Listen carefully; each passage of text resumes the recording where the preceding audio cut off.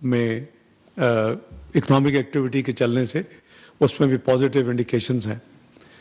Foreign exchange reserves الحمدللہ بہتر ہوئے ہیں اس پیریڈ میں, اور اس کے ساتھ ساتھ جو ایک ہوپ ہے انشاءاللہ جو قوم کے ساتھ وعدہ کیا تھا, اس کے اوپر بھی پوری طرح میاں شہباز شریف صاحب کی قیادت میں حکومت کوشاں ہے. ایک عوام کا بجلی کا بوجھ کافی زیادہ تھا, اس کے ملٹیپل ریزنز تھے. ایک جو پاکستان کی کرنسی پچھلے چند سالوں میں 104 پہ میاں نواز شریف صاحب نے چھوڑا تھا جب میں ان کے ساتھ وزیر خزانہ تھا 2017 میں, تو وہ بس آنن فانن وہ آسمان پہ پہنچ گئی. تو یہ ایک ایسی اس کا جو سب سے تکلیف دہ اس کا امپیکٹ ہوتا ہے. ایکسپورٹ تو پتہ نہیں بڑھتی ہیں کہ نہیں بڑھتی, کیونکہ آج تک تو ڈیویلیویشن جو ہے جو مین ٹول سمجھا جاتا ہے کہ جی اس کو فری چھوڑیں ایکسپورٹس بڑھیں گی, اور 8% کو پرموٹ کرتے کرتے ہم 92% کو بوجھ میں لے آتے ہیں پوری باقی جو ہمارا معیشت ہے. تو ایکسپورٹس بھی الحمدللہ اب چونکہ کچھ عرصے سے پچھلے سال سے کرنسی اب سٹیبل حالت میں ہے, اور ایکسپورٹس بھی اچھا ٹرینڈ شو کر رہی ہیں الحمدللہ. اس میں اضافہ ہو رہا ہے, آئی ٹی میں اضافہ ہو رہا ہے اور سیکٹر میں اضافہ ہو رہا ہے. تو یہ جو سارے جو کمبائنڈ فیکٹرز ہیں انشاءاللہ آپ نے دیکھا کہ میاں شہباز شریف صاحب نے پہلے 200 یونٹ تک کے لیے ایک خاص اسکیم دی, پھر پنجاب نے 200 سے 500 تک. تو وہ کوئی یعنی لوڈ کاسٹ آئٹم نہیں تھی. جو پہلی فیز تھی 200 یونٹس کے لیے گرمیوں میں, وہ 50 بلین روپیز کی اس میں سبسڈی تھی, اور جو پنجاب نے کیا اس میں بھی قریباً 57 سے 60 بلین کا اسٹیمیٹ ہے تخمینہ, فائنل فگرز آ جائیں گے. تو اکنامک سائڈ پہ الحمدللہ تھنگز آر گیٹنگ بیٹر. مہنگائی کے لحاظ سے آپ بھی فیل کر رہے ہوں گے کچھ عرصے سے اب وہ جو ہر ہفتے طوفان ہوتا تھا وہ نہیں ہے, اور سیٹل ہوا ہے, ڈاؤن ورڈ ٹرینڈ ہے. سارے نمبرز اس کو انڈیکیٹ کر رہے ہیں کہ جو ہائی 20s اور ہائی 30s میں جو ہم نے دیکھا ہے پچھلا عرصہ کچھ, تو وہ اب الحمدللہ 5% پہ مہنگائی آ چکی ہے. بجلی میں بھی جیسے میں نے عرض کیا کہ وزیر اعظم شہباز شریف نے پوری ہمت اور کوشش کے ساتھ جو سپیس نکل سکتی تھی لوگوں کے لیے نکالی, اور عوام کو اس کی ریلیف دی. اور ابھی بھی وہ اس کام میں لگے ہوئے ہیں کیونکہ پھر گرمیاں آ رہی ہیں. تو دیٹ ڈزنٹ مین کہ there is any dull moment for the government. جہاں تک ہمارا وہ جو تھا کہ جی ہم سفارتی تنہائی کا شکار ہیں, آپ میں سے بہت ساتھی کو یاد ہوگا کہ کوئی 1.5 سال پہلے یہ عام بات ہونی شروع ہو گئی تھی, اور یہ قریباً حقیقت بھی تھی. تو انپریسیڈنٹڈ جو چیلنجز تھے نیشنل لیول پہ, ریجنل لیول پہ, گلوبل لیول پہ, تو ہماری جو کنسسٹنٹ اور سکسیسفل اپروچ وہ یہی تھی کہ ہم نے اپنا ڈپلومیٹک فٹ پرنٹ بڑھانا ہے. ہم نے تمام خاص کر ریجن میں جو ہمارے نیبرز ہیں, ہمارا پیریفری میں central Asian states, south Asia میں, تو یہ ساری چیزیں اس حکومت کے ایجنڈے پہ تھیں. اور آپ نے دیکھا کہ پچھلے 1 سال میں الحمدللہ وہ جو ایک پرسیپشن تھی یا ایک ریالٹی تھی وہ بالکل ہوا میں اڑ چکی ہے الحمدللہ. آج پاکستان پوری طرح ایکٹیویٹڈ ہے, پوری طرح تمام یعنی ڈائمینشن میں, بائی لیٹرل ہو, ملٹی لیٹرل ہو, تمام فورمز پہ فارن آفس اپنی ذمہ داریاں ادا کر رہا ہے. کیونکہ کچھ لیولز ہوتے ہیں ان میں جو جتنی ایکٹیویٹیز ہوتی ہیں تمام فورمز پہ, بائی لیٹرل ہوں یا ملٹی لیٹرل ہوں, اس میں سینئر آفیسرز لیول ہوتا ہے, ورکنگ لیول ہوتا ہے, سینئر آفیسرز لیول ہوتا ہے, پھر منسٹریل لیول ہوتا ہے, پھر ہیڈز آف گورنمنٹ یا ہیڈز آف اسٹیٹ لیول ہوتا ہے. تو تمام لیولز پہ ایکٹیویٹی جو ہے वो अल्हम्दुलिल्लाह मोफा जो है फॉरेन ऑफिस अपनी ज़िम्मेदारियां निभा रहा है।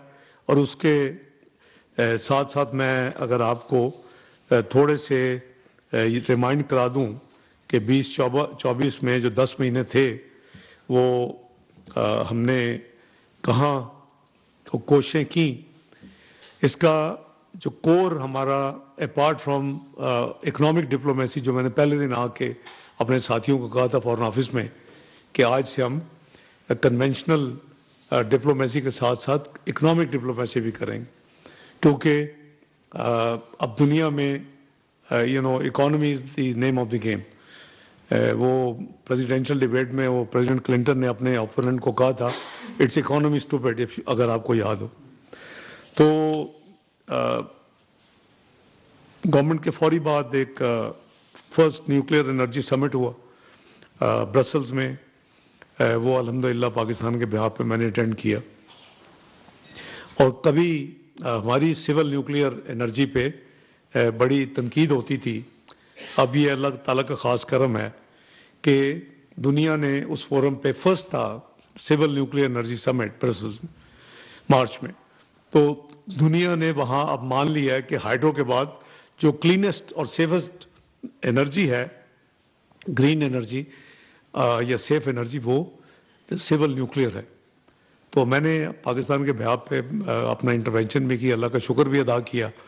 आपको पता है कि हमारी हुकूमत ने पीडीएम की हुकूमत के वक़्त हमने C5 का चश्मा 5 का जो मुआहदा फाइनल किया था चीन के साथ, जो हमारी नेगोशिएशंस थी वो हो चुका है और उसकी शुरुआत हो चुकी है अल्हम्दुलिल्लाह।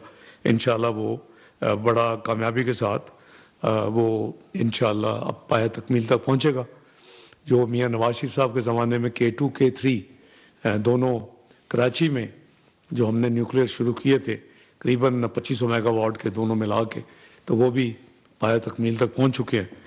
तो ये हमारी पहली एक्टिविटी थी, यानी मल्टीलैटरल एक्टिविटी। उसके बाद फिर आपको याद होगा सऊदी अरेबिया के फॉरेन मिनिस्टर हमारी दावत पे पाकिस्तान तशरीफ़ लाए अप्रैल में, और बड़ी यूज़फुल उनके साथ मीटिंग्स हुई, हमारी डिस्कशंस हुई, मल्टीलैटरल ग्लोबल इश्यूज़ हर चीज़।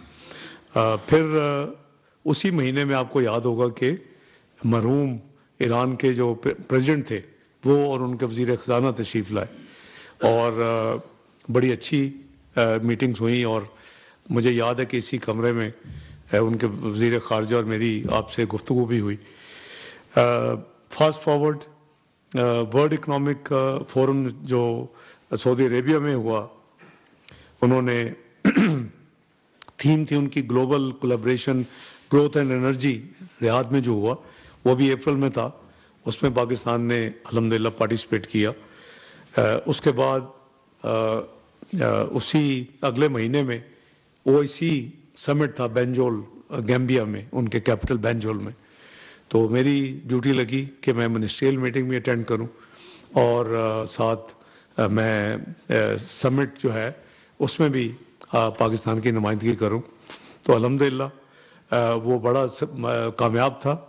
हमने सिर्फ उस फोरम पे नहीं, जितनी मीटिंग्स हुई हैं, जितने जो मैं आपको काउंट क्विकली करवाऊंगा ब्रीफली, तो हाँ, हमारा जो कोर एजेंडे में जो शामिल होता है वो जम्मू एंड कश्मीर, उसके हवाले से जो वहाँ कुछ हो रहा है और जो होना चाहिए और जो एक हिस्ट्री है, और साथ गज़ा एंड वो हमारी एक यानी भरपूर हमने नुमाइंदगी की है। मैं भी आपको I will run down few important event जो हमने अटेंड किए, पाकिस्तान के बिहाफ पे पार्टिसिपेट किया। और जो नई चीज़ हमने 15वें OIC में बेंजोल में की पाकिस्तान की नुमाइंदगी करते हुए, वो इस्लामोफोबिया के ख़िलाफ़ हमने आवाज़ उठाई। बाद हमने कैंपेन की, हमने मिनिस्टर्स को कन्विंस किया कि जी इसके ख़िलाफ़ एक special envoy secretary general OIC का होना चाहिए जो फुल टाइम ये काम करे। और अल्हम्दुलिल्लाह वी सक्सीडेड। उस मीटिंग में कुछ ममालिक के अपने अपने होते हैं ये इन मल्टीलैटरल फोरम्स पे, लेकिन जो होता है रिजल्ट जो एंड में क्या निकले, तो कुछ रेजिस्टेंस थी, लेकिन फिर वो अपॉइंटमेंट भी हो गई। जो पाकिस्तान में तुर्की के सफ़ीर थे उन पे कुरा निकला, वो आपको पता है बड़े पढ़े लिखे प्रोफेसर थे, तो उन पे कुरा निकला और वो अभी वो OIC सेक्रेटरी जनरल के स्पेशल एनवॉय हैं ओनली फॉर इस्लामोफोबिया, इसको हैंडल करने के लिए। तो अल्हम्दुलिल्लाह वो हमसे अच्छा अल्हम्दुलिल्लाह काम हुआ। फिर हमने हमेशा ये जो गाज़ा में जो कुछ हो रहा है, आपने देखा कि प्राइम मिनिस्टर ने ही नेवर मिन्स्ड वर्ड्स, वो बड़े खुल के उन्होंने इज़राइल के ऊपर अटैक किया और ब्लेम किया कि ये जेनोसाइड हो रही है, ये वो कर रहे हैं और इसको बंद होना चाहिए।